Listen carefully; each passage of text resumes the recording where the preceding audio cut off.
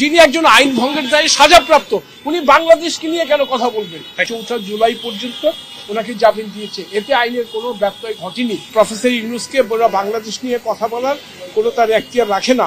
বাংলাদেশকে নিয়ে কথা বলার এটা অধ্যক্ষ ওনার নাই। আপনাকে মাথায় রাখতে হবে প্রফেসর ইউনূস কিন্তু এখানে সাজাপ্রাপ্ত আসামি। 6 মাসের সাজা দেওয়া হয়েছিল বিচারিক আদালত, শ্রম আদালত, সেই মামলার আপিল শুনানির জন্য দিন ধার্য ছিল।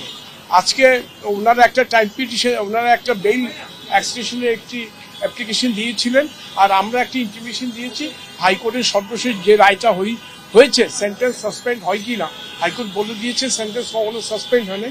সেই রায়টা আমরা এখনো পাইনি, যেহেতু মাননীয় বিচারপতি মহোদয়ের স্বাক্ষর হয়নি। নর্মালি আপনারা জানেন হাইকোর্টে একটি রায় হলে, বড় রায় হলে সেটা রায় পাতে একটু সময় লাগে, সেই হিসাবে একটু সময় লাগছে। যদি এটা আনইউজুয়াল নয়, পরবর্তী ধার্য তারিখ 4 জুলাই। আশা করি আমরা যদি সই হয়ে যায় রায়ের কপি আমরা জাবেদা নকল দিতে পারবো, এবং জাবেদা নকল দিলেই আপিল শুনানি হতে আপনার কোনো অসুবিধা নেই। আর ওনাকে জামিন দিয়েছে আগামী 4 জুলাই পর্যন্ত।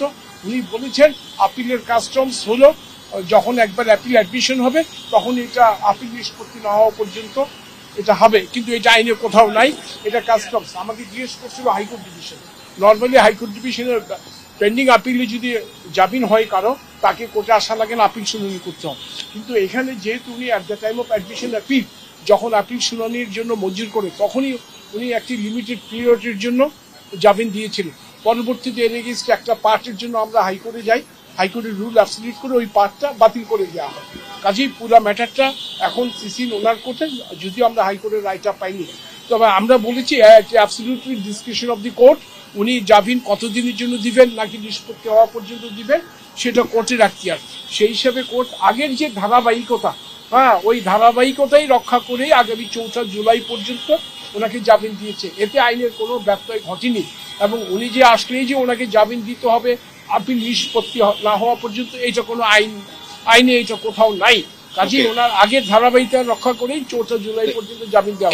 এখন উনি এটা ব্যক্তিগত পর্যায়ে নিয়ে গিয়েছেন এবং বাংলাদেশ নিয়ে উনি কথা বলছেন। আমি মনে করি প্রফেসর ইউনূসকে বাংলাদেশ নিয়ে কথা বলার কোনো তার এখতিয়ার রাখে না। কারণ আপনাদের মাথায় রাখতে হবে উনি আপিল করেছে, উনি সাজাপ্রাপ্ত। একজন সাজাপ্রাপ্ত ব্যক্তি যখন আপিল করে, আপিল আদালত যখন এখানে পেন্ডিং থাকে, আপিলটা কার? আপিলটা তো শ্রম কলকারখানা অধিদপ্তরের না, আপিল হলো ওনার নিজের। উনি আপিল করে গ্রিভান্স করেছে আমার সাজাটা বাতিল করা হোক। কাজে উনি কিভাবে বলবেন বাংলাদেশের ইমেজ নষ্ট হচ্ছে? আর শ্রম আদালতের আইন ভঙ্গের জন্য ওনার বিরুদ্ধে মামলা হয়েছে, এটা তো আজকে নতুন না, 500-600 মামলা হয়েছে।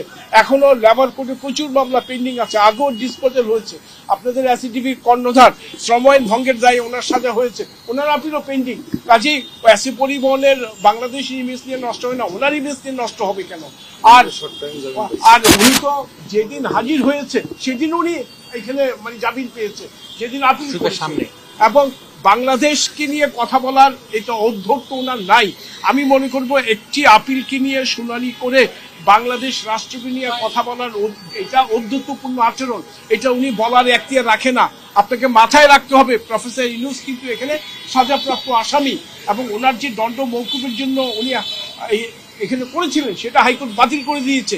ওনার দণ্ড এখনো অ্যালাইভ। কাজেই দণ্ড মাথায় নিয়ে আপনি এত বড় অধ্যত্বপূর্ণ আচরণ করা আইনের দৃষ্টিতে সমীচীন নয়। কাজে ওনাকে মাথায় রাখতে হবে সাজাপ্রাপ্ত আসামি।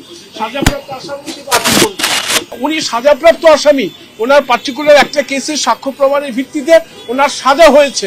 উনি কথা বলতে পারবেন, মামলা নিয়ে কথা বলুক, আমাদের কোনো আপত্তি নেই। আগেও বলেছেন, ওনার আইনজীবী বলেছেন, এবং উনি আর্জি করেছেন, আর্জি করে জামিন বর্ধিত করেছেন। সেখানে উনি বাংলাদেশ নিয়ে কথা বলে বাংলাদেশের ইমেজের কথা বলছে। তাই কি বাংলাদেশের ইমেজ এটা ডিপেন্ড করে প্রফেসর ইউনূসের উপর? মোটেও না, মোটেও কখনো না। যিনি একজন আইন ভঙ্গের দায়ে সাজাপ্রাপ্ত, উনি বাংলাদেশকে নিয়ে কেন কথা বলবেন? হাইকোর্টের নির্দেশনা আছে, ওনারা যদি বিদেশ যেতে চান কোর্টকে অবহিত করে ইন্টিমেশন দিয়ে ওখানে যেতে পারবেন, সেটা কোনো আইনগত বাধা নেই।